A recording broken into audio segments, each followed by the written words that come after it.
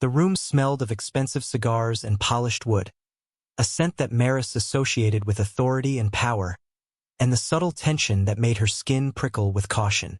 Her entrance was deliberate, guided by Callan Drake, who had become both a mentor and a silent evaluator of her every move.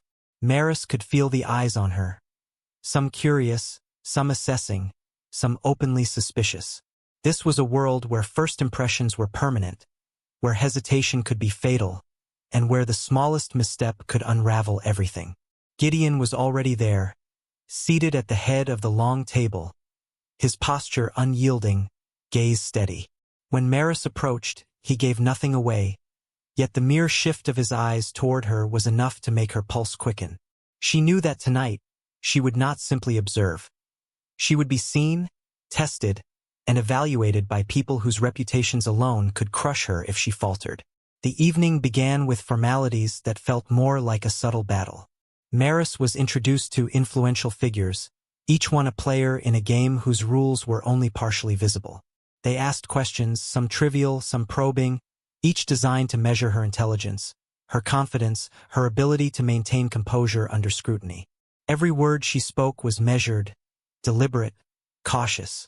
She relied on instinct, the lessons of survival from her childhood, and the careful observations she had made over the past weeks. It was Isla Renner, however, who presented the most insidious challenge. Her smiles were sharp, her compliments layered with critique, and her questions designed to expose weakness.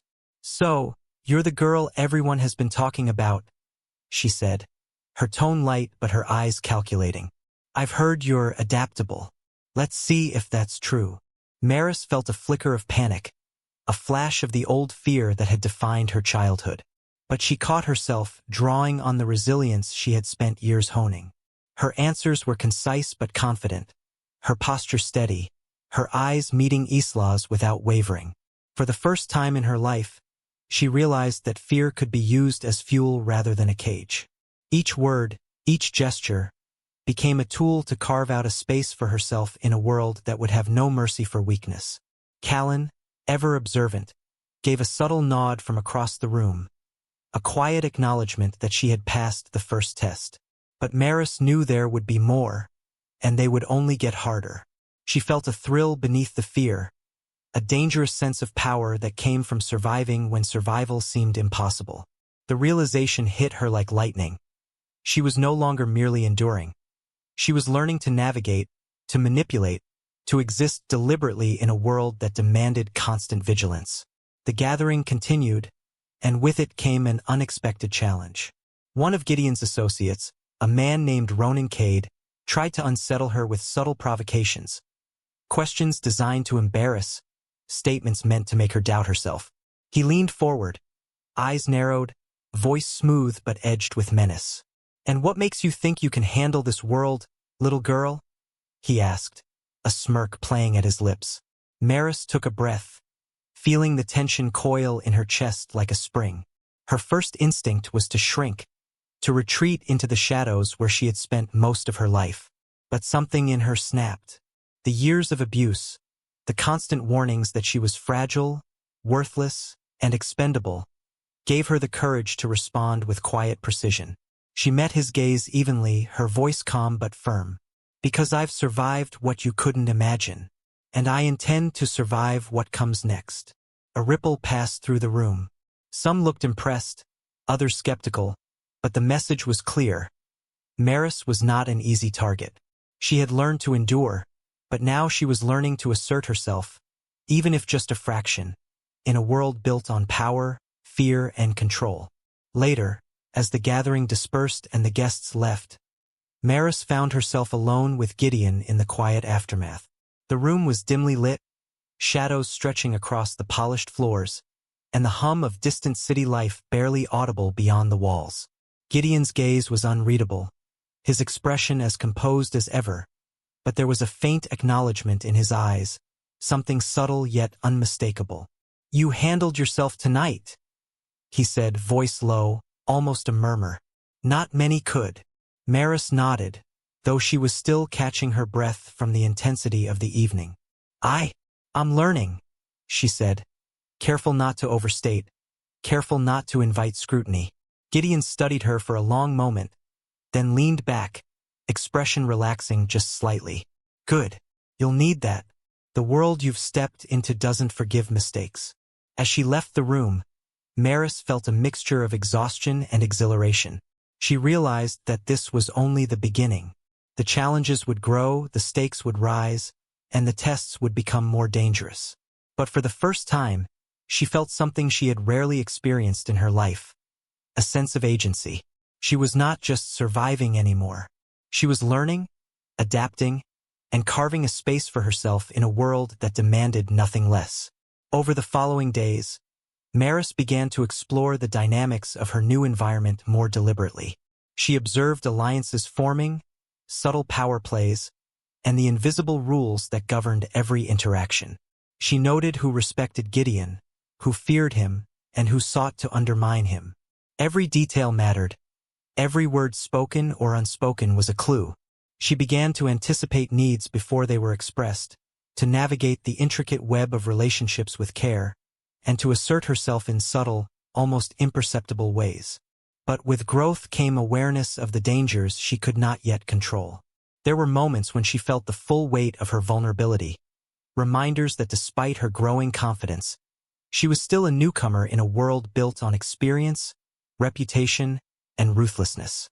Each encounter, each observation, became a lesson in vigilance. Each decision could tip the balance between safety and peril. Maris's nights were restless. She lay awake, replaying interactions, analyzing reactions, and preparing for the challenges that awaited her. The house that had once been merely intimidating now felt like a classroom for survival, each room a lesson in perception, strategy, and restraint. And through it all, the lessons of her childhood, endurance, silence, observation, proved invaluable. They were no longer just tools of survival. They were weapons she wielded with care and precision. By the end of the week, Maris understood something she had never fully grasped before. She was not simply a passive participant in this world. She could learn, adapt, and influence in subtle ways that mattered. Her endurance had evolved into strategy, her fear into awareness, and her quiet resilience into a growing sense of power. And yet, beneath it all, a quiet question lingered, one she could not yet answer. Could she survive not just the challenges of this world, but the dark currents of emotion and desire that Gideon Voss represented? Could she navigate a life intertwined with a man whose presence commanded obedience, whose reputation carried danger, and whose motives were as hidden as the shadows themselves? Maris did not have the answers, but for the first time in her life, she felt ready to face the questions head-on. The day of the formal arrangement arrived with an intensity that pressed down on Maris like the weight of a storm. She had long anticipated this moment, the culmination of weeks of subtle observation, testing, and preparation. But anticipation did little to ease the tight knot of fear coiling in her stomach. The house where she now lived had transformed for the occasion, its halls gleaming brighter than ever, each room a stage for the theater of power and control that awaited her. Gideon Voss did not rush to meet her. He stood at the far end of the great hall, silent and composed, as if he had been expecting her all along.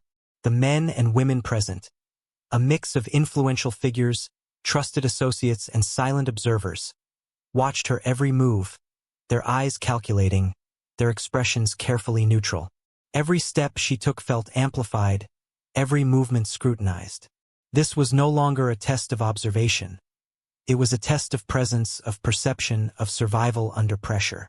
"You will marry him," Lenora said with a sharp finality, her voice carrying that familiar edge of triumph. "Do not fail this time, Maris. Your life depends on it." Maris nodded, her throat tight, but her eyes never wavered from Gideon. He regarded her as always, silently measuring, assessing. His expression a mask that revealed nothing but hinted at everything. In that moment, she realized something she had never understood before. This was not just a marriage. It was a crossing of worlds, a merging of power and danger, and her place within it would be determined by her ability to navigate the complexities of a life far more perilous than she had ever known. The ceremony itself was brief, formal, almost mechanical. Legalities were observed, signatures placed, and vows exchanged with a precision that left no room for error or hesitation. Maris felt a strange mixture of relief and dread. Relief that the act itself was over, that there was no ambiguity about what had been arranged. Dread for what came next, the reality of living within the world she had only begun to understand, a world ruled by rules she could barely see, and a man whose presence alone commanded absolute attention. Once the formalities concluded, Maris was introduced to the private quarters she would share with Gideon. They were expansive, imposing, and coldly elegant, the kind of space designed to impress and intimidate simultaneously. She noted every detail: the placement of furniture, the subtle presence of security measures, the way the lighting cast shadows that seemed to move like living things. Every aspect of her environment carried meaning, a silent reminder that nothing in this world was accidental. Gideon did not speak immediately. He observed her quietly, his gaze steady, his presence filling the room in a way that made her acutely aware of her own movements and posture. Maris felt the familiar stirrings of fear, tempered now by the lessons she had learned in recent weeks. She understood that this was not a time for defiance, but neither was it a time for complete submission. She needed to exist deliberately, balancing caution with subtle assertion, fear with awareness, silence with observation. The first evening passed in tense silence, broken only by the sound of distant voices in the mansion and the occasional clink of glassware from a dinner elsewhere. Maris found herself lying awake, mind racing, replaying every interaction of the day, analyzing every glance, every word, every shadow. The weight of her new reality pressed down, yet beneath it all was a growing sense of agency. She was no longer merely enduring. She was learning to exist in a space that demanded vigilance, intelligence, and control. Days turned into weeks, and the true nature of Gideon's world began to reveal itself. Meetings with associates became exercises in strategy, tests of her observation, and opportunities to understand the subtleties of power. She learned to read alliances and rivalries, to interpret the unspoken language of loyalty and ambition, and to navigate conversations where a single misstep could have dangerous consequences. Each challenge was a lesson in survival, and each success, however small, reinforced her growing confidence. But the darkness of this world was never far away. Maris began to witness acts of violence, subtle manipulations, and moments of intimidation that left no room for sentimentality or hesitation. One evening, she watched as a man who had opposed Gideon's decisions was disciplined, not with words, but with a display of authority so precise and controlled that it left no doubt of the consequences for defiance. Fear and respect coexisted in the air, a constant reminder that survival required more than endurance. It required understanding, cunning, and the ability to anticipate danger before it arrived. Even within this environment, Gideon remained an enigma. At times, he displayed glimpses of acknowledgement, subtle recognition of Maris's growing ability to navigate the dangerous currents around her. At other times, he was distant, cold, and calculating, a reminder that in his world, emotions were tools, not refuges. Maris found herself fascinated by him in ways she could not entirely articulate. Fear, respect, curiosity, and an uneasy sense of connection intertwined in a way that unsettled her yet compelled her to pay attention. Her nights were restless, filled with the echo of lessons learned and the anticipation of challenges yet to come. She moved through the mansion with a quiet vigilance, observing, listening, and calculating, each day refining her instincts and sharpening her awareness. The lessons of her past, once tools of survival in a household of cruelty, had become instruments of adaptation in a world far more dangerous, where knowledge, perception, and subtlety were as powerful as any weapon. One evening, Gideon finally spoke to her directly in a way that went beyond observation or instruction.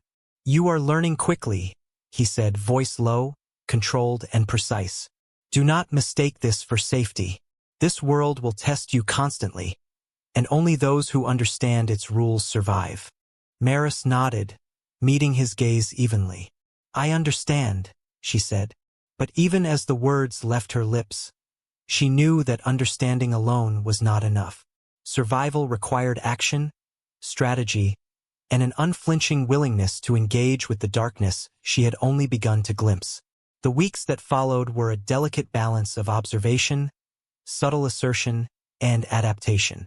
Maris began to anticipate the unspoken rules, to navigate the intricate web of relationships, and to assert herself in small, strategic ways that did not draw undue attention. Each interaction became a test, each day a lesson, and each moment a measure of her growing resilience and intelligence. Through it all, the memory of her past, the cruelty of her stepmother, the indifference of her father, the constant weight of fear, remained with her, a reminder of the strength she had cultivated over a lifetime. That strength, forged in the crucible of suffering, was now her greatest asset, allowing her to navigate a world far more complex and dangerous than anything she had previously known. Maris Langley had been married off to a world of power, danger, and uncertainty. She had entered it with fear and caution, but she was learning to emerge from it with awareness, resilience, and a growing sense of agency. The path ahead was treacherous, filled with tests and challenges that would demand every ounce of her intelligence, courage, and adaptability. But for the first time, she felt a glimmer of something she had never experienced before. The possibility that she could not only survive but exist on her own terms, even in the shadow of danger and control. The first time Maris truly understood the reach of Gideon Voss's world, she nearly froze in place.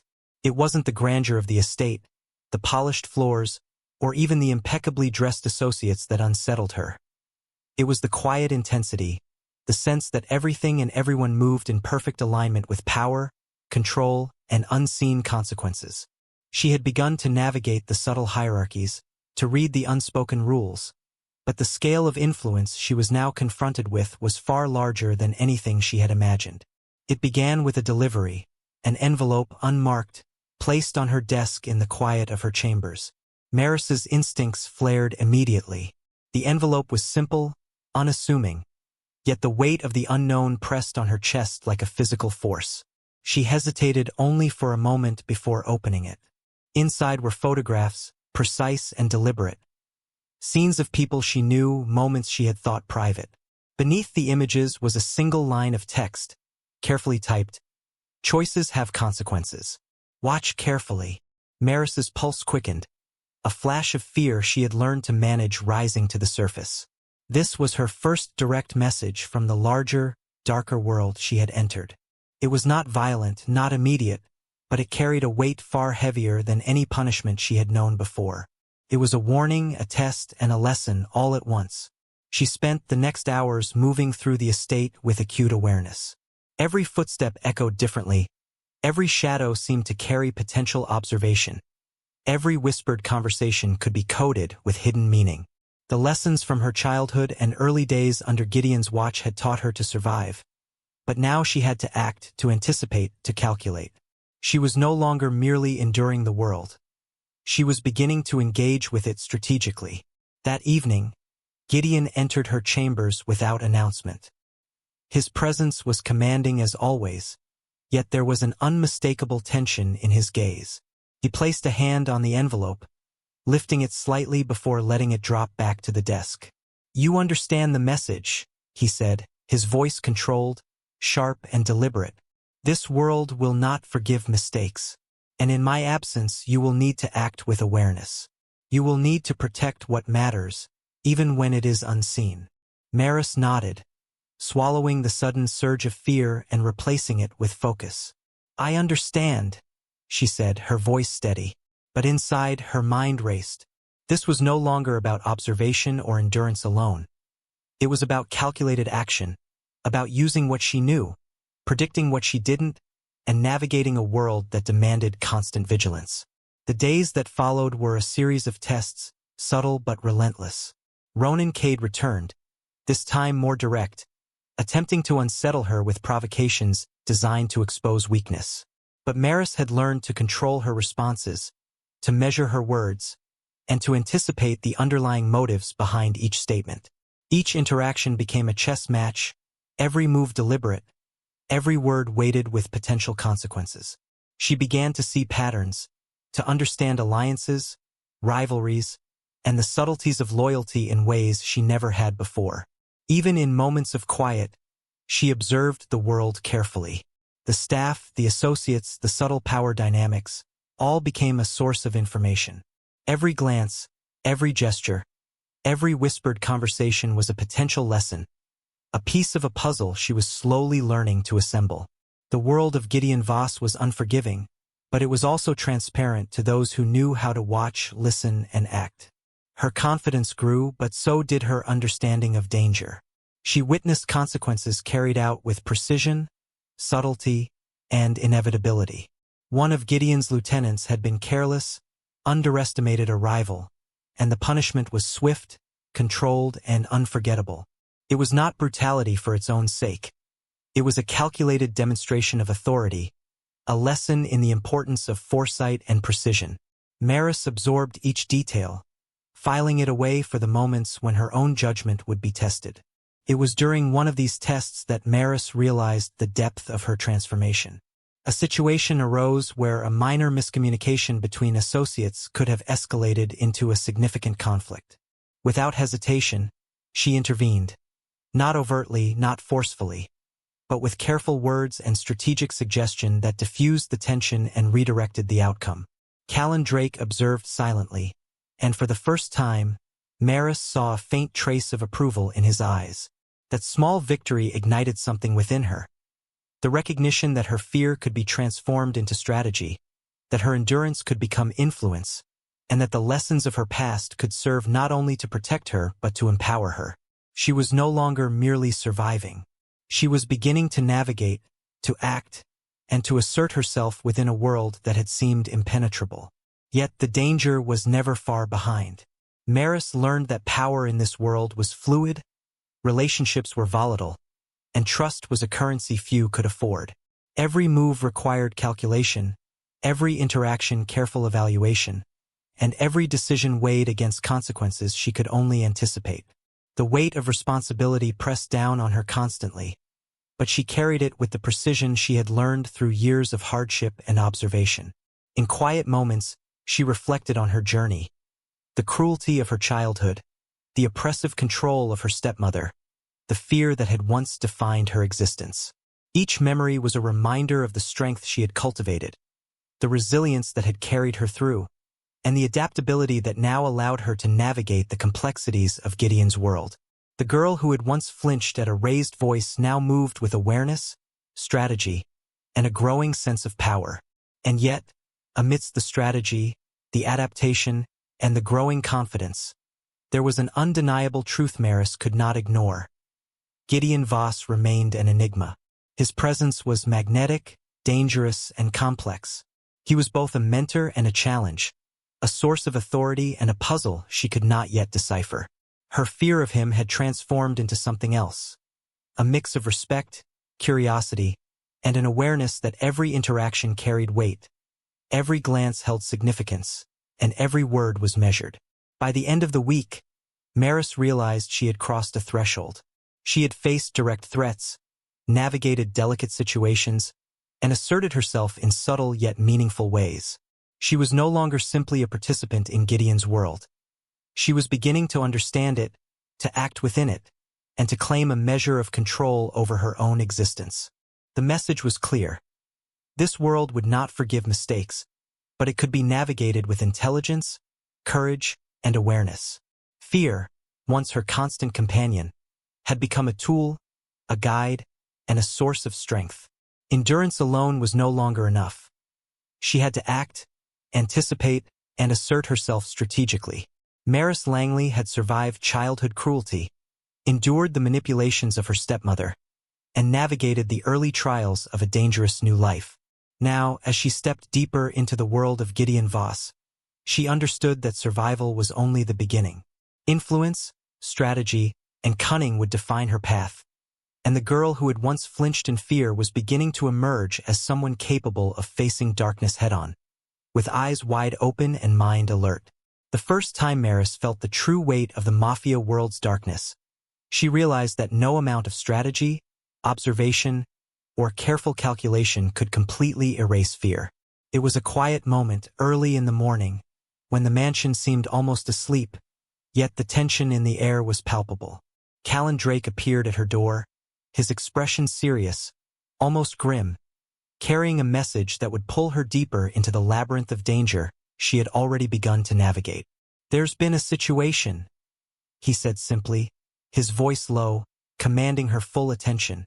"A rival has crossed Gideon. You'll need to come with me." Maris's stomach tightened.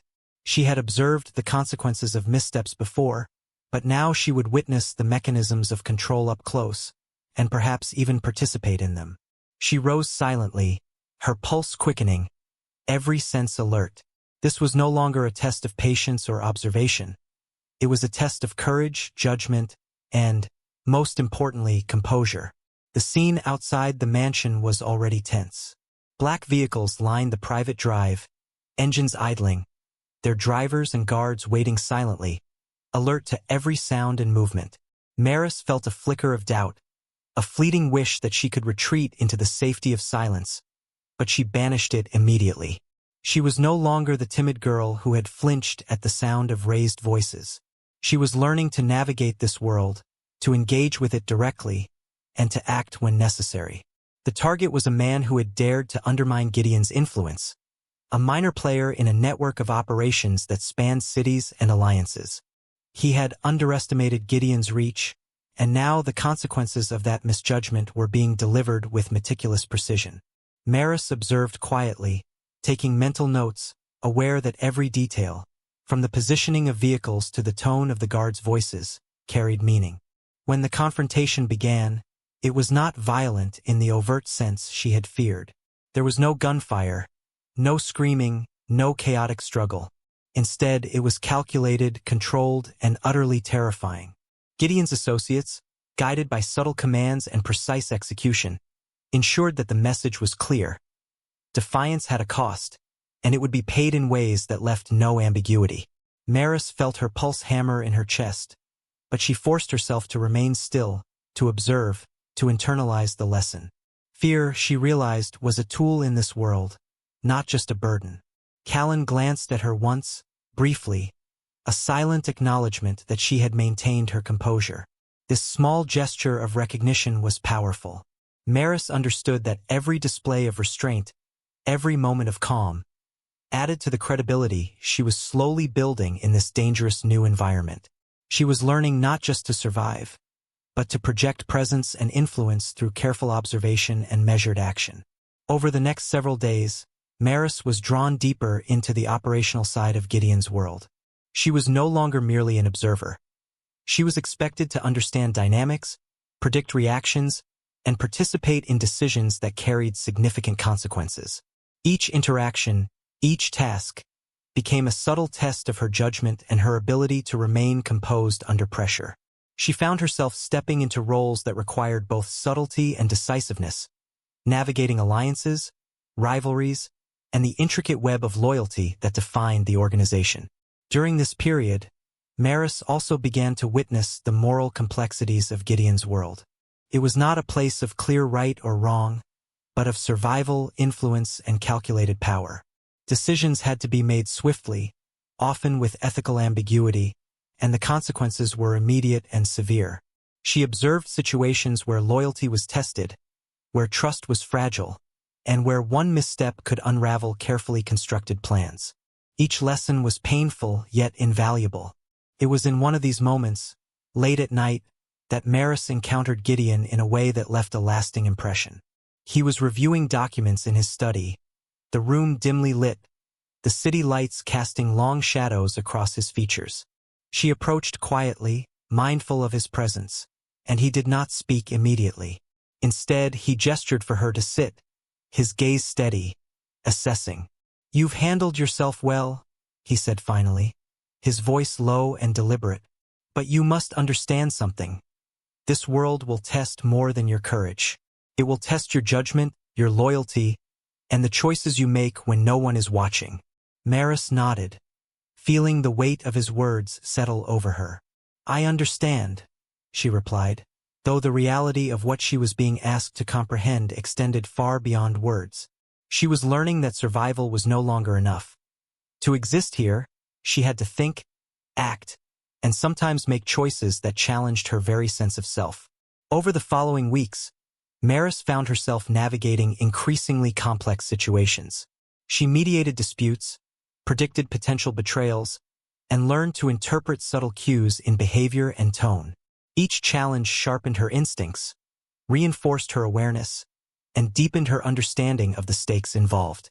The lessons of her past, endurance, observation, resilience, were no longer just tools for survival. They had become instruments of influence and strategy. Yet danger remained ever present.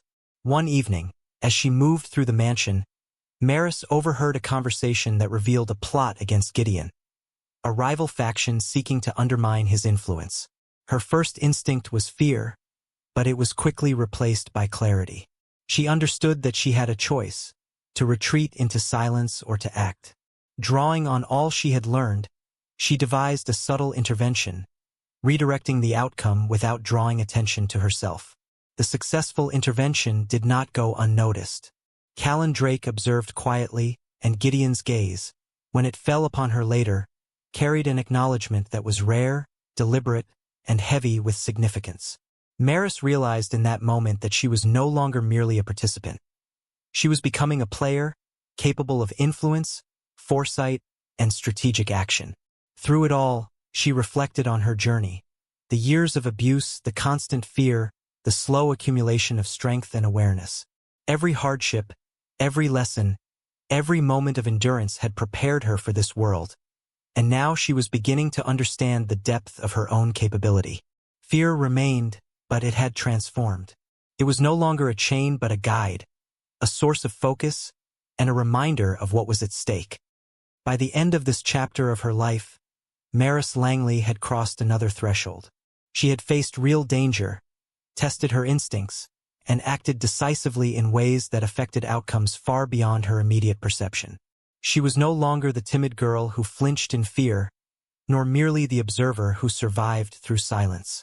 She was learning to exist deliberately, strategically, and with agency in a world that demanded constant vigilance, intelligence, and courage. And yet, even as she embraced this new understanding, one truth remained clear.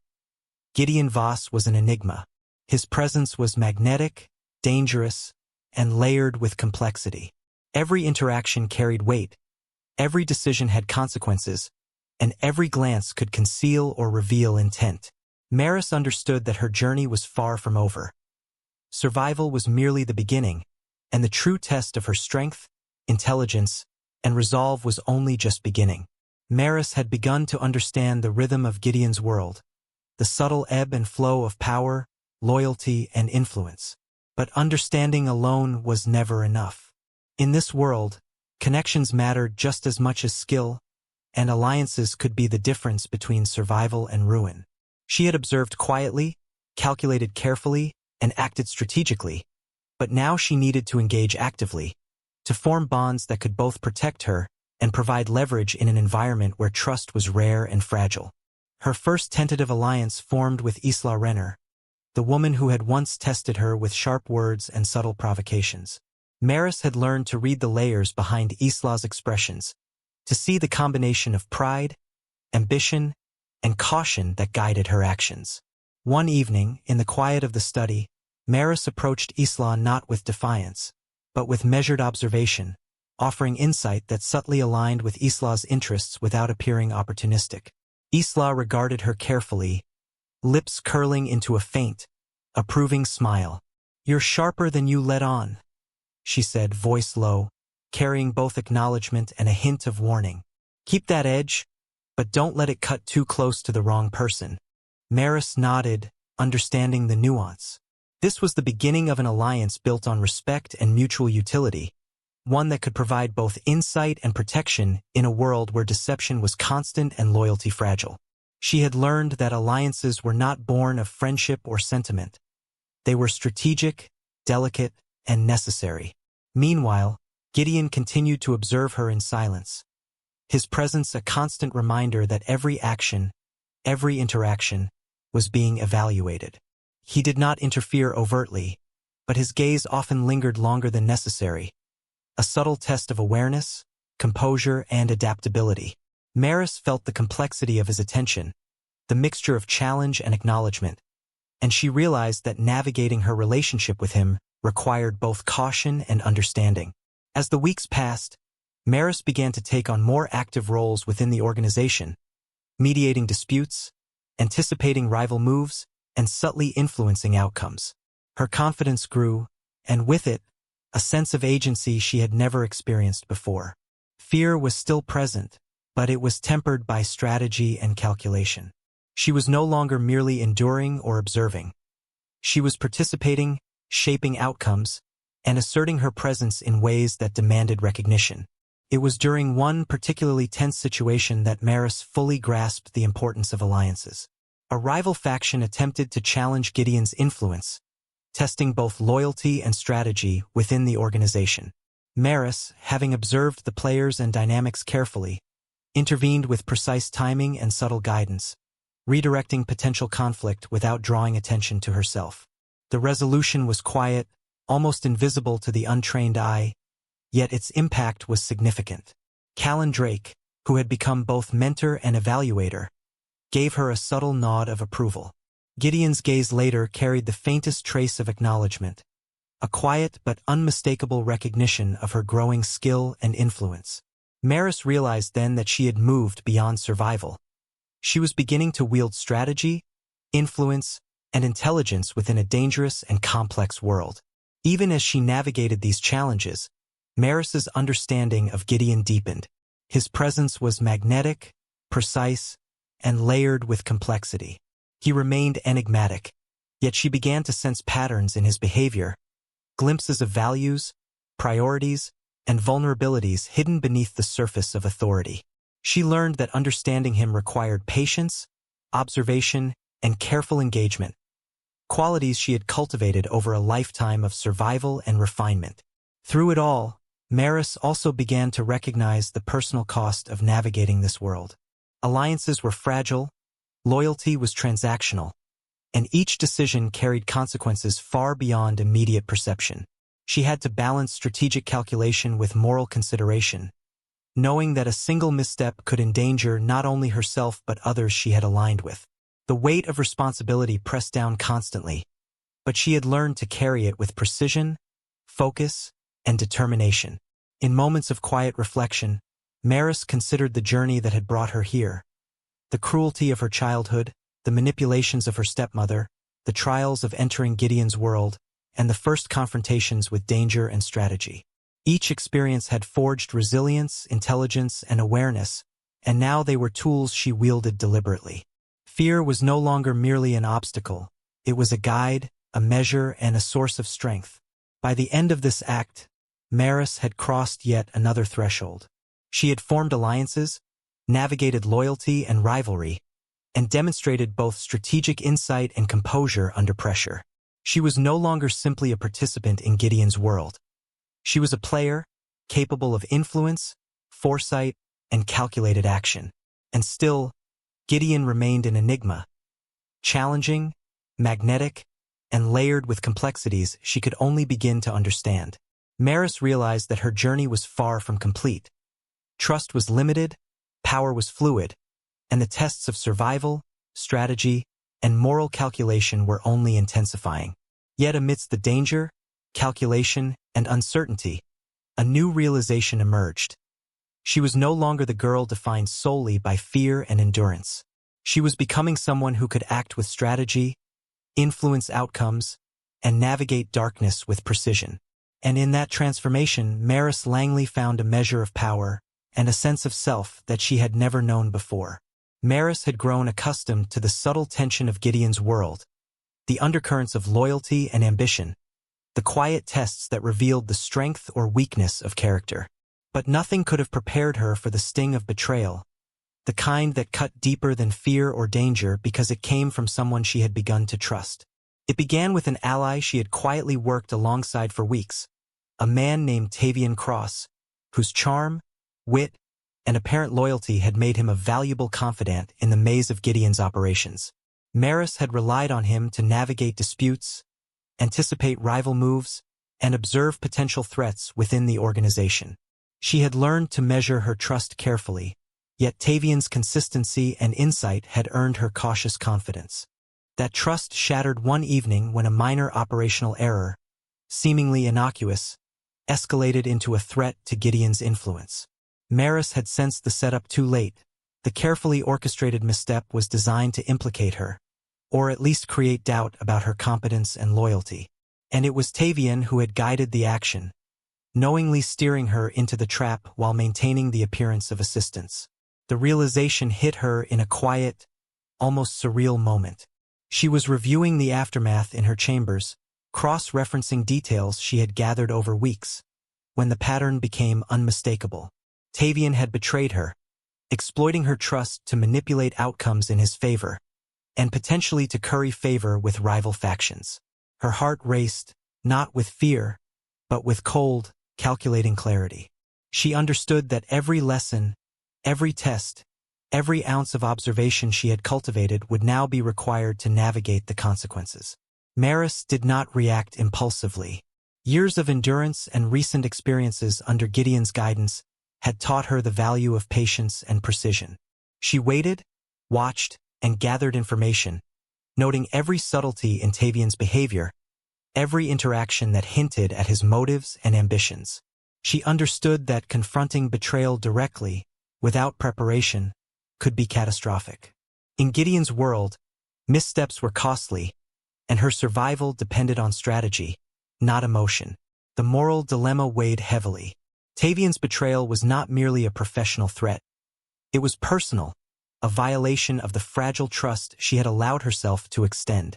Yet Maris understood that this world required difficult choices, that the consequences of an action could be as severe as any act of retaliation. She had to decide. Expose him, manipulate the outcome subtly, or redirect the situation to protect herself while minimizing collateral damage. Each option carried risk, and each demanded calculated courage. Over the following days, Maris maneuvered carefully.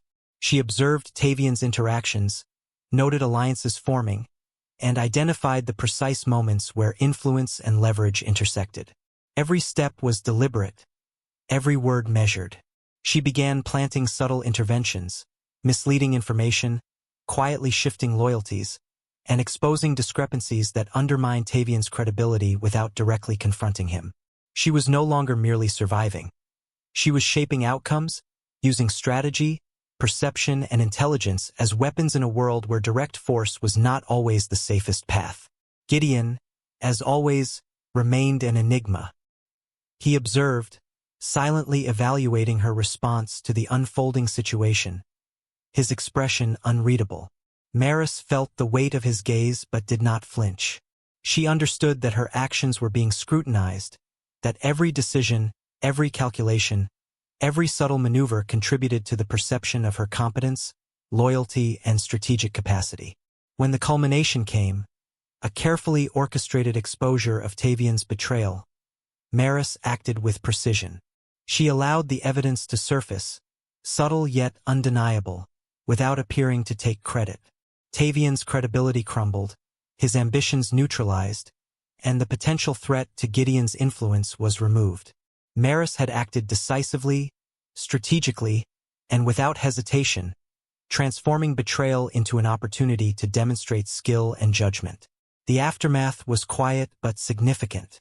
Callan Drake gave her a subtle nod, a rare acknowledgement of both observation and action. Gideon's attention lingered longer than usual, his gaze heavy with unspoken evaluation. Maris understood the message. She had not only survived a test of loyalty and cunning, she had demonstrated the capacity to navigate the most dangerous moral and strategic dilemmas with intelligence and precision. Through the experience, Maris reflected on the journey that had brought her here. Every hardship, every lesson, every moment of fear and endurance had been preparation for this world. The betrayal, the moral complexity, and the strategic necessity of action. All were part of the crucible that forged her into someone capable of not only surviving but influencing and shaping outcomes in a world ruled by power, perception, and consequence. By the end of this chapter, Maris had crossed another threshold. She was no longer merely a participant in Gideon's world, nor merely an observer or survivor. She was a strategist, a player capable of navigating betrayal, loyalty, and moral ambiguity with clarity, courage, and intelligence. And even as she recognized her growing strength, one truth remained. Gideon Voss, the enigmatic force around which all of this power revolved, remained a mystery, his intentions layered, his presence magnetic, and his evaluation of her ongoing. Maris Langley had endured childhood cruelty, survived early tests, navigated alliances, and now faced betrayal and moral complexity. Each experience had strengthened her, refined her instincts, and sharpened her understanding of power. She was no longer merely a girl defined by fear. She was emerging as someone who could confront darkness, wield influence, and act with precision in a world where every choice carried weight and consequence. The tension in the mansion had been building for days, almost imperceptibly at first, until it became a living presence, pressing down on every interaction, every glance, every whispered conversation. Maris had navigated betrayal, formed alliances, and acted strategically, but now she sensed that the world around her was pushing her toward a moment she could no longer avoid. A confrontation with Gideon himself. It came unexpectedly, late one evening, when the mansion was quiet, and most of Gideon's associates had retired to their private quarters. She found him waiting in the study, a room of imposing elegance, dimly lit, with shadows stretching across the walls like silent observers. His presence filled the space in a way that made her immediately aware of every movement, every breath, every heartbeat. "You've been busy," he said, voice low, measured, carrying that familiar weight of authority. "I hear about Tavian Cross." Maris nodded, careful not to flinch. "I handled it," she said simply, her voice steady, though inside, her pulse raced. She knew this moment was not merely about the betrayal. It was about her judgment, her strategic capacity, and her emerging place in his world. Gideon's gaze sharpened, assessing, unreadable. "Handled it. Interesting choice of words," he said slowly, almost contemplatively. "Tell me what you learned." Maris drew a breath, realizing that this was more than a question.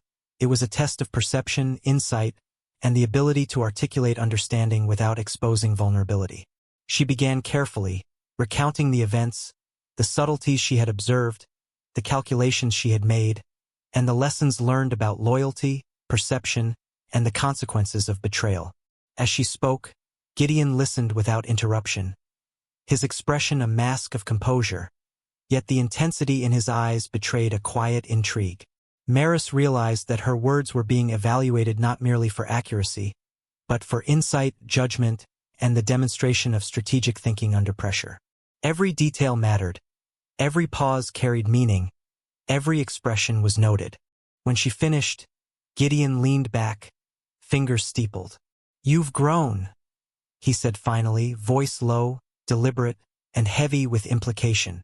"Not everyone survives the lessons of this world, and fewer still learn from them. But you are different." Maris felt a flicker of something unfamiliar. Pride, perhaps, or the faintest taste of recognition, but she tempered it with caution. In Gideon's world, acknowledgement was not an end. It was a beginning, a challenge, a test of whether she could act with agency, intelligence, and discretion. The next days became a crucible of assertion. Maris began to take on more visible roles within operations, mediating disputes, influencing outcomes, and making decisions with a precision that garnered both respect and wariness from those around her. She was no longer merely participating. She was shaping events, asserting influence, and demonstrating that survival alone was insufficient. Strategy, intelligence, and awareness were equally vital. Her evolving relationship with Gideon became a subtle battlefield. His attention was both a challenge and an acknowledgement, a constant evaluation that tested her judgment, composure, and ability to navigate power dynamics.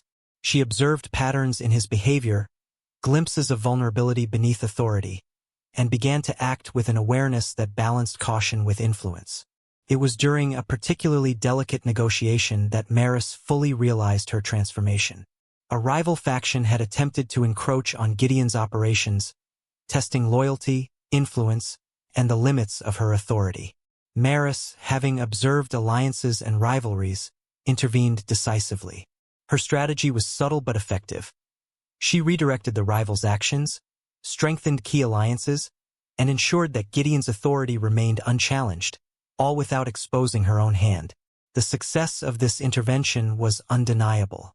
Callandrake, ever watchful, gave a rare nod of approval, while Gideon's gaze lingered longer than usual, a quiet acknowledgement that carried weight beyond words.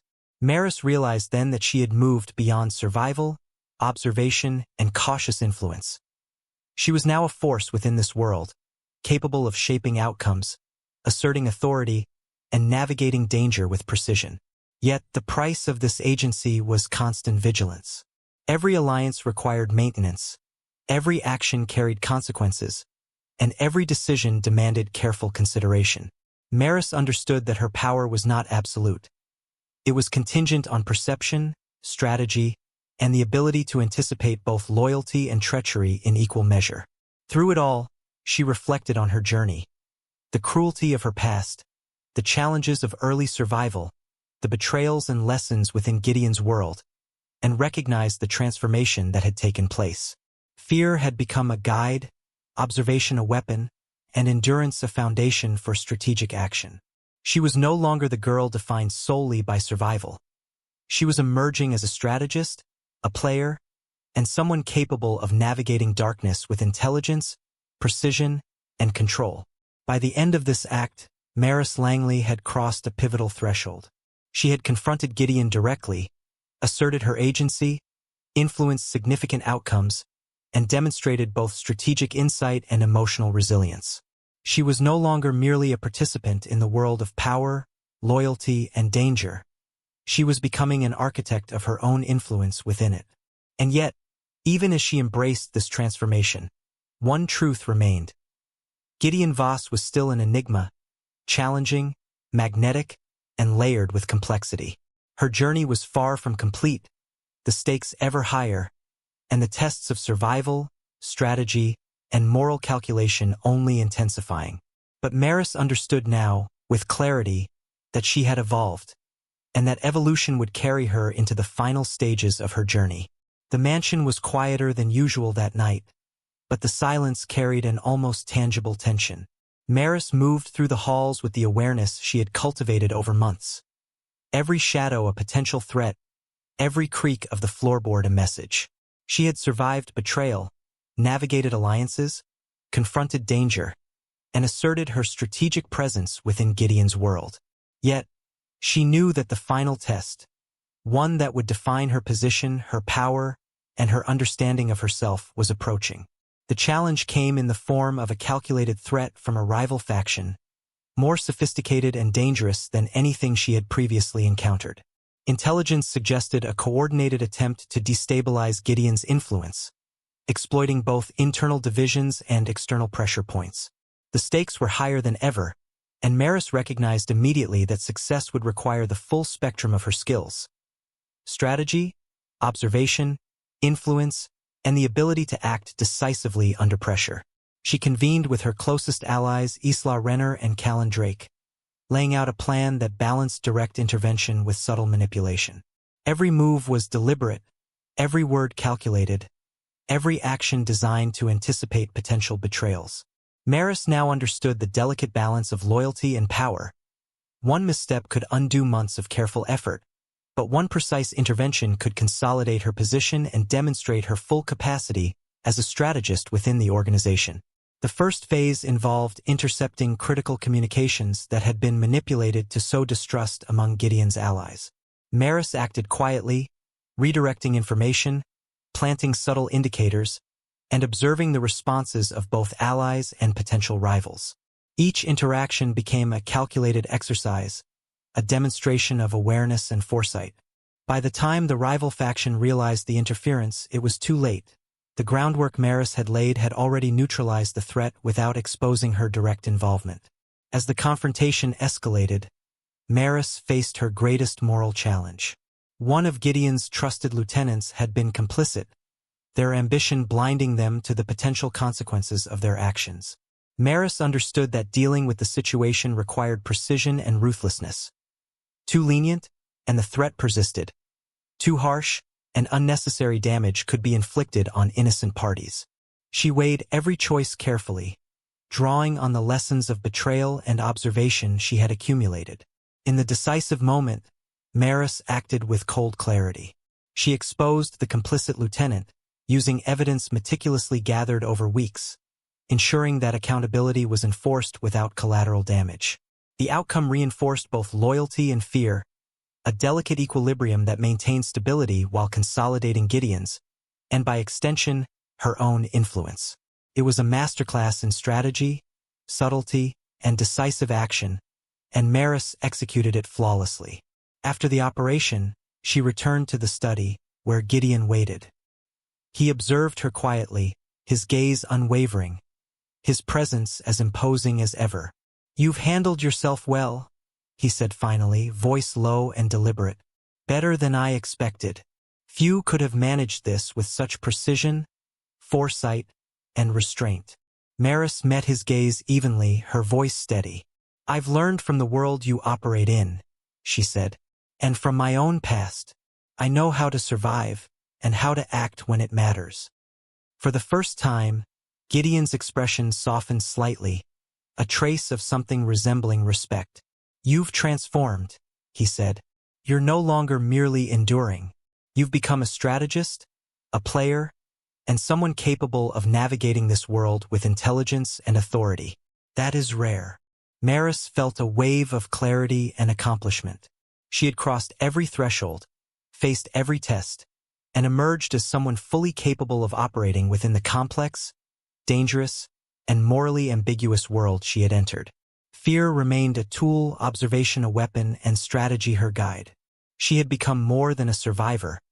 She was now a force, a presence, and a strategist whose influence could not be ignored. Yet, even in triumph, she understood the subtleties of power and control. Gideon remained enigmatic, his influence pervasive, and his attention constant. Her success did not eliminate the challenges ahead. It only demonstrated her capacity to navigate them. She had learned that true power was not merely about survival or force.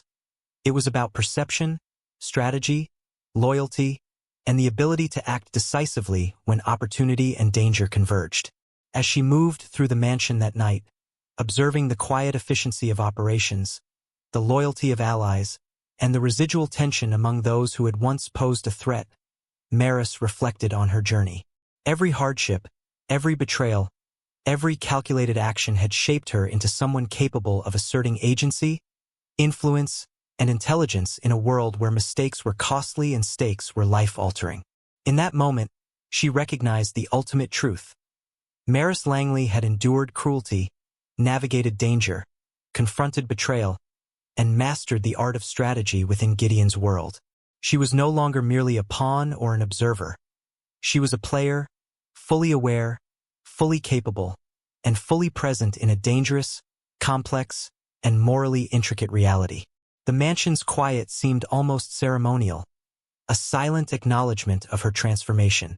She had emerged from fear, manipulation, and adversity not just intact, but empowered, strategic, and ready for whatever challenges awaited next. Maris Langley had claimed her place, not through brute force alone, not through compliance alone, but through intelligence, endurance, and the careful cultivation of power and influence. And in that claim, she had become something rare, a force capable of navigating darkness with precision, strategy, and authority, prepared to face the unknown with unwavering clarity and purpose.